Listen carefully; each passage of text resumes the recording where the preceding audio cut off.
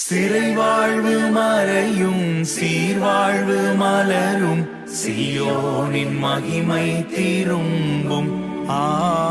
சிறை வாழ்வு மறையும் சீர்வாழ்வு மலரும் சீயோனின் மகிமை திரும்பும். ஆனந்த துதி ஒலி கேட்கும், ஆடல் பாடல் சத்தமும் தொனிக்கும். ஆகாய விண்மீனாய் அவர் ஜனம் பெருகும், ஆண்டவர் வாக்கு பலிக்கும். ஆகாய விண்மீனாய் அவர் ஜனம் பெருகும், ஆண்டவர் வாக்கு பலிக்கும்.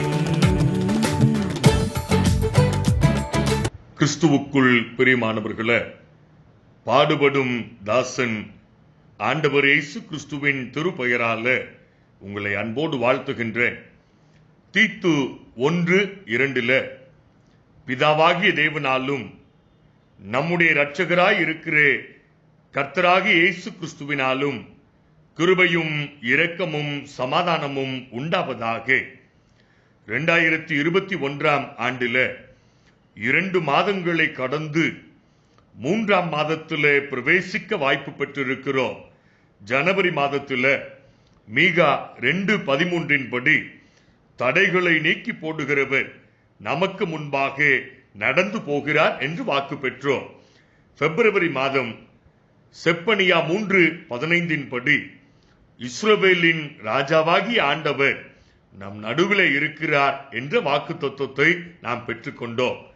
நன்றி அறிந்த உள்ளத்தோடு நாம் சேர்ந்து சொல்லலாமா? 2 கொரிந்தியர் 1:20 எங்களால் தேவனுக்கு மகிமை உண்டாகும்படி தேவனுடைய வாக்கு தத்தங்கள் எல்லாம் இயேசு கிறிஸ்துவுக்குள் ஆம் என்றும் ஆமேன் என்றும் இருக்கிறது என்று நாம் சொல்வோம்.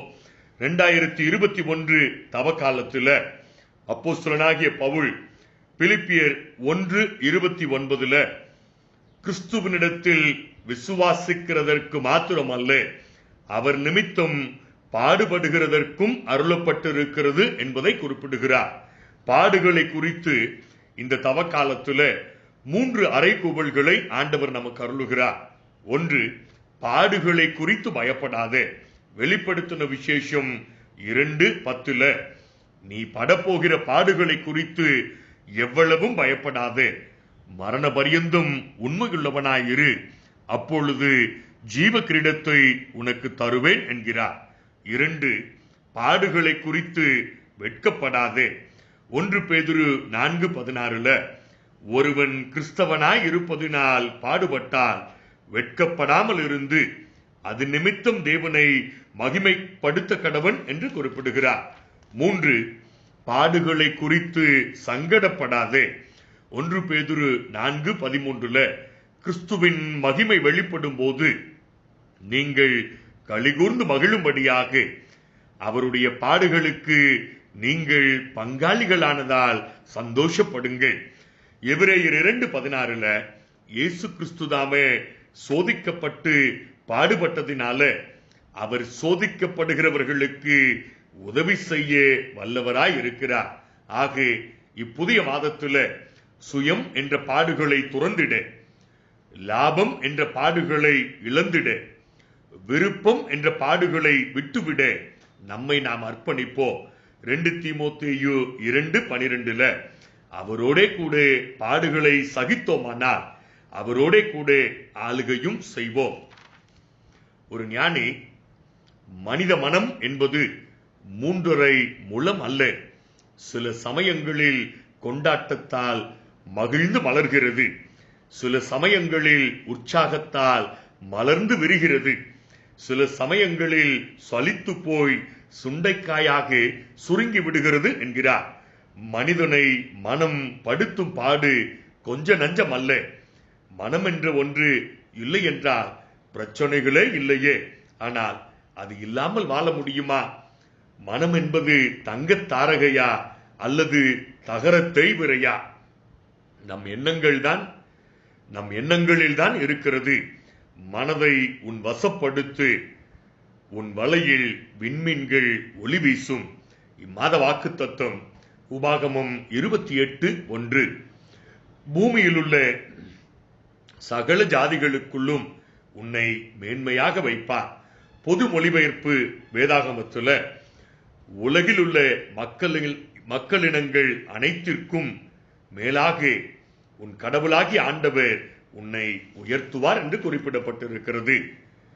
தமிழகத்தின் கடைக்கோடியில் படகோட்டியின் மகனாக ஏழ்மையில் பிறந்து அரசு பள்ளியிலும் மிஷன் பள்ளியிலும் படித்து தன் விடாமுயற்சியினாலும் கடின உழைப்பாலும் தளராத நம்பிக்கையினாலும் இந்திய துணை கண்டத்தின் அழியாத முத்திரையாய் உலக சரித்திரத்தின் சரியாத சகாப்தமாய் ஒளி வீசுகிறவர் டாக்டர் APJ அப்துல் கலாம்.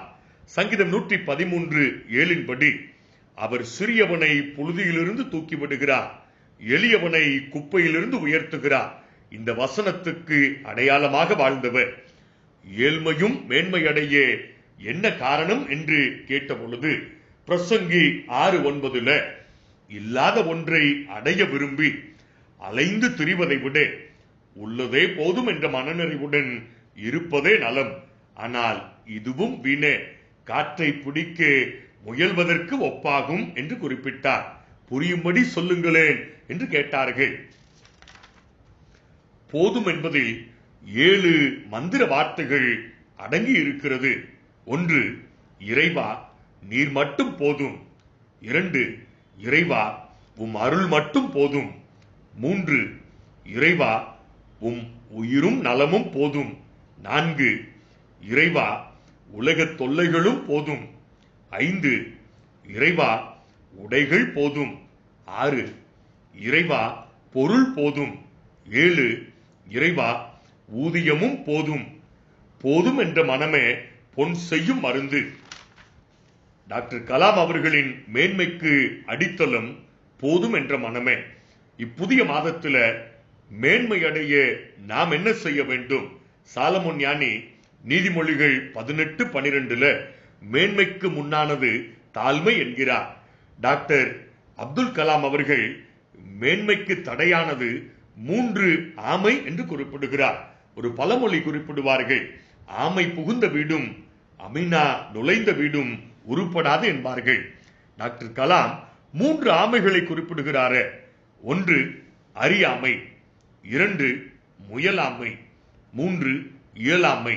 இம்மூன்று ஆமைகளை திருமறையின் வெளிச்சத்துல நாம் தியானிப்போம். முதல் ஆமை அறியாமை. எல்லாருக்கும் எல்லாமும் தெரிந்திருக்க வேண்டும் என்பது கட்டாயம் அல்ல, ஆனால் அத்தியாவசியமானதை அறிந்திருக்க வேண்டும். உதாரணமாக தண்ணீரின் ஆழத்தை அறியாமையால் உயிரிழப்புகள், காடுகளின் அபாயத்தை அறியாமையால் ஆபத்துகள், சாலை விதிகளை அறியாமையால் உயிரிழப்புகள், ஆண்டவரின் கட்டளைகளை அறியாமையால் பாவங்கள். திருமறையில இதற்கு சிறந்த எடுத்துக்காட்டு முதல் குடும்பம். ஆண்டவர் தம் சாயலில தம் கரத்தினால ஆதாமை படைத்தார், ஏதேனை அனுபவிக்கும் உரிமையை கொடுத்தார். ஆதியாகமம் 2:17 தோட்டத்தின் நடுவே உள்ள நன்மை தீமை அறியத்தக்க விருட்சத்தின் கனியை புசிக்க வேண்டாம், இந்த கட்டளையை மட்டும் ஆதாமிடம் ஆண்டவர் கொடுக்கிறார். ஆதாம் தனி நபராக இருக்கிறாரே என்றும் ஆண்டவர் பரிதபித்தார்.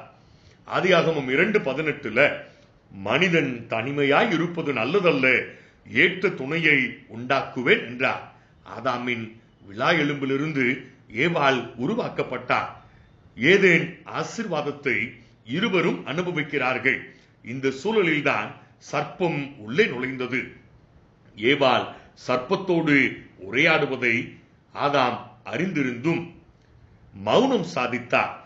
விபரீதத்தை அறியாத ஏவாள் பழத்தை தானும் சாப்பிட்டு ஆதாமுக்கும் சாப்பிட கொடுத்தார்.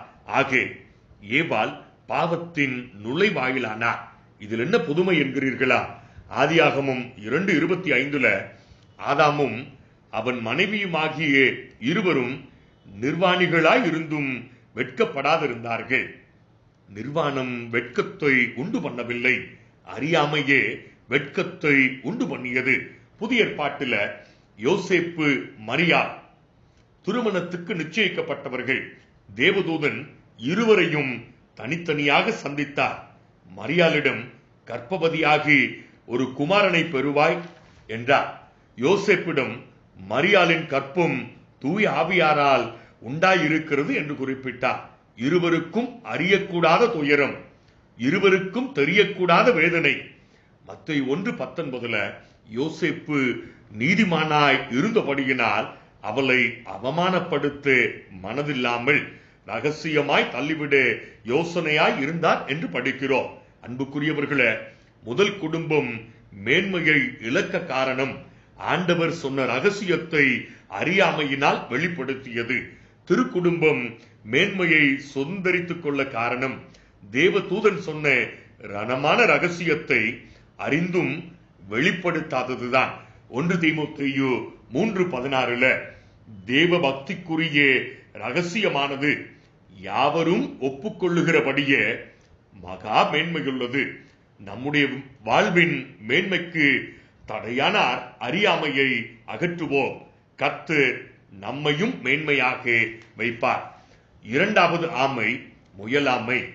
அறியாமை இருளை அகற்றினாலும் மேன்மையடைய தடையாக நிற்பது முயலாமை. அறியாமைக்கும் முயலாமைக்கும் என்ன வித்தியாசம்? வாழ்வில் மேன்மையடைய என்ன செய்ய வேண்டும் என்பதை அறியாதவர்கள் முதல் வகை, அறிந்தும் முயலாதவர்கள் இரண்டாம் வகை. திருமறையில இதற்கு சிறந்த எடுத்துக்காட்டு இஸ்ரவேலின் முதல் ராஜா சவுல். இஸ்ரவேல் பாரம்பரியத்தில் உடன்படிக்கை பெட்டி மிகவும் முக்கியமானது. உன்னதமான உடன்படிக்கை பெட்டியை பெலிஸ்தியர் சிறைபிடித்து சென்ற போது மூப்பர்கள் ஒன்று கூடி இஸ்ரவேலரை ஆளுகை செய்ய ஒரு ராஜாவை ஏற்படுத்தும்படி சாமுவேல் தீர்க்கனிடம் வேண்டினார்கள். சாமுவேலுக்கு இந்த காரியம் ஆகாததாக இருந்தாலும் ஆண்டவர் மக்களின் விருப்பத்தை நிறைவேற்ற கட்டளையிட்டார். சாமுவேல் தன் பணிகளை தொடங்கி ராஜாவை தேட முயல்கிறார்.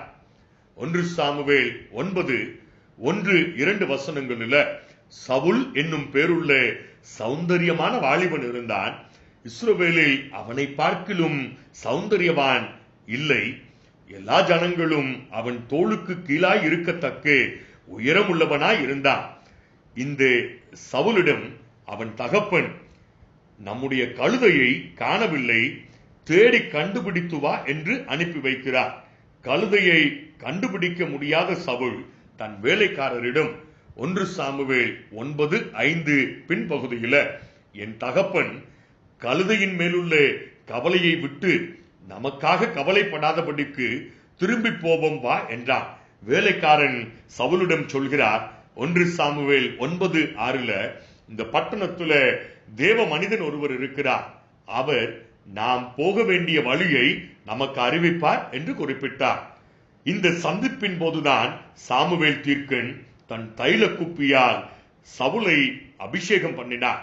சவுலின் ஆரம்பம் சிறப்பாக தொடங்கியது. ஆனால் சிறப்பாக சவுலால தொடர முடியவில்லை. காரணம், ஆண்டவருக்கு கொடுத்த முதலிடம் நாளுக்கு நாள் தேய்ந்து கொண்டே போனது. பெலிஸ்தியரின் படை அச்சுறுத்திய போதும், கோலியாத் இஸ்ரவேலின் தேவனை நிந்தித்த போதும் சமஸ்த படையே நடுங்கியதற்கு ஆணிவேர் என்ன தெரியுமா? சவுல் ராஜாதான். ஏன் தெரியுமா? சவுல் ராஜாவாக அபிஷேகம் பண்ணப்பட்ட பின்பு அவர் ஒளிந்திருந்தார் என்பது அறியாமை. ஆட்சி பீடத்துல அமர்ந்திருந்த போதும் ஒளிந்து கொண்டார் என்பது முயலாமை. இதன் விளைவு சவுல் கொன்றது 1000, தாவீது கொன்றது 10,000 என்று மாறியது. புதிய ஏற்பாட்டில சவுல் அப்போஸ்தலர் 8:3 சபையை பாழாக்கி கொண்டிருந்தார். அப்போஸ்தலர் 9:1 இயேசுவின் சீடர்களை கொலை செய்யும்படி பிரதான ஆசாரியர்களிடம் அவர் வேண்டினார் என்று படிக்கிறோம். இந்த சூழலில ஆண்டவர் இயேசு கிறிஸ்து சவுல ஏன் என்னை துன்பப்படுத்துகிறார்? நீ துன்பப்படுத்துகிற கிறிஸ்து நானே என்று சொன்னபோது, ஆண்டவரே, நான் என்ன செய்ய வேண்டும்? அபிஷேகம் பெற்ற முதல் ராஜா உலக மேன்மையை இழந்து போனார். பவுல் உன்னதரின் மேன்மையை சுதந்திரித்துக் கொண்டார். கலாத்தியர் 6:14 நானோ கர்த்தராக இயேசு கிறிஸ்துவின் சிலுவையை குறித்தே அல்லாமல் வேறொன்றையும் குறித்து மேன்மை பாராட்டாதிருப்பேனாக என்று குறிப்பிடுகிறார். நம் வாழ்வின் மேன்மைக்கு தடையான முயலாமையை முறியடிப்போம். கர்த்தர் நம்மையும் மேன்மையாக வைப்பார். மூன்றாவது ஆமை இயலாமை. ஒரு ஞானி இயலாமையை இருவிதமாக குறிப்பிடுகிறார். ஒன்று உடல் ரீதியான இயலாமை, பயாலஜிக்கல் இம்பாசிபிள். இரண்டு உளவியல் ரீதியான இயலாமை, சைக்கலாஜிக்கல் இம்பாசிபிள். உடல் ரீதியான இயலாமை திருமறையில ஆபிரகாம் சாராள் தம்பதியர் முதல் குழந்தை பெற இயலாமையில் இருந்தார்கள். அதற்கு காரணம் முதுமை என்று எண்ணினார்கள். ஆபிரகாம் வீட்டுக்கு வந்து 3 புருஷர்கள் சொன்ன வார்த்தை ஆதியாகமம் 18:10 உற்பவ காலகட்டத்தில் திரும்ப வருவோம், அப்பொழுது உன் மனைவியாகிய சாராளுக்கு ஒரு குமாரன் இருப்பான் என்றார்கள். இதை கேட்ட சாராள் உள்ளத்திலே நகைத்து கிளவி புல்லை பெறக்கூடுமோ என்று உடல் ரீதியான இயலாமையை சொன்னார். ஆதியாகமம் 18:14 கர்த்தரால் இயலாத காரியம் ஒன்று உண்டோ. இரண்டாவது உளவியல் ரீதியான இயலாமை. தேர்வில் வெற்றி பெற முடியாது, வாழ்வில் ஜெயிக்கவே முடியாது என எண்ணுவது உளவியல் ரீதியான இயலாமை. மார்க் 10ஆம் அதிகாரத்தில் ஆண்டவர் இயேசுவிடம் வந்த வாலிபர் உம்மை பின்பற்றி வர நான் என்ன செய்ய வேண்டும் என்று கேட்டார். ஆண்டவர் இயேசு, இன்னும் உன்னிடத்தில் ஓர் குறைவு உண்டு, உன்னிடம் உள்ளதை விற்று ஏழைகளுக்கு கொடு, பின்பு என்னை பின்பற்றி வா என்றார். அவன் மாபெரும் செல்வந்தனாய் இருந்தபடியினால் முகம் வாடியவனாய் வருத்தத்தோடு திரும்பி போய்விட்டான். ஆண்டவரின் வார்த்தைகளை அவனால் ஏற்க இயலவில்லை, ஆண்டவரை பின்பற்றவும் முடியவில்லை. மார்க்கு 10:21 மனிதரால் இது இயலாததுதான், ஆனால் ஆண்டவருக்கு அப்படி அல்ல, ஆண்டவரால் எல்லாம் இயலும். நம் வாழ்வின் மேன்மைக்கு தடையாக இருப்பது உடல் ரீதியான இயலாமையா, உளவியல் ரீதியான இயலாமையா? லூக்கா 18:27 மனிதரால் இயலாதவற்றை கடவுளால் செய்ய இயலும். நிறைவாக முதல் குடும்பத்தின் அறியாமை, முதல் ராஜாவின் முயலாமை, முதல் குழந்தை பெற இயலாமை, இம்மூன்றும் மேன்மைக்கு தடையாக நின்றது. இம்மூன்று ஆமைகளுக்கு வழியனுப்பு விழா நடத்துவோம். கர்த்தர் நம்மையும் மேன்மையாக வைப்பார். டாக்டர் கலாம் இந்திய திருநாட்டின் ஜனாதிபதியாக இருந்தபோது அரசு முறை பயணமாகவும் எம்மதமும் சம்மதம் என்று மத நல்லிணக்கத்தை ஏற்படுத்தவும் திருப்பதி ஆலயத்திற்கு சென்றார். பாதுகாப்பு பலப்படுத்தப்பட்டது. சிறப்பு விருந்தினர் வருகை என்பது பொதுவாக நண்பகலில் நடப்பது வழக்கம்.